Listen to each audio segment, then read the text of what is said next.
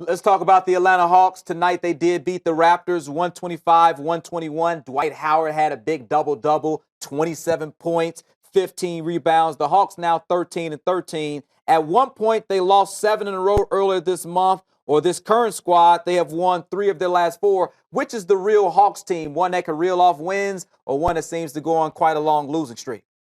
I have no idea. When the team is 13-13, you don't know what this team is. You know, they're right there at 500.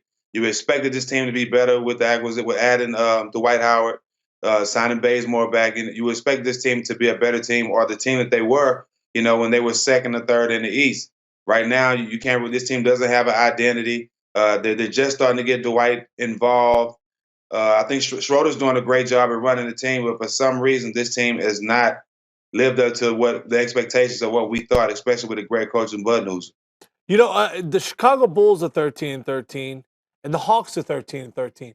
And I want to almost lump them in the same kind of case. Because if you look at the Bulls win, they knocked off the Cavaliers, they knocked off the Spurs, and they go and lose a back-to-back to Milwaukee. You look at the Atlanta Hawks, they go to Toronto, they go to Cleveland. I think those are better wins because both those wins are on the road. But both of those teams, I don't really know if they're any good. I think the Hawks are a little bit better because I trust them because of their track record and obviously Coach Budenholzer, the fact that they've been able to go into the playoffs and have success. But I think both of those teams are kind of lumped together, and ironically, they both have the same record right now. Yeah, and I think, too, the Hawks still maybe trying to figure out their lineup. I know they have moved a guy like Tim Hardaway Jr. into the starting lineup. He had been playing well. Kent Bazemore got injured. He was on the bench, so to speak. So I think Budenholzer is still trying to work things out. But I think Tim does have a good point. They're probably in the same boat. I think that's fair. Would you agree with that, Atlanta and Chicago?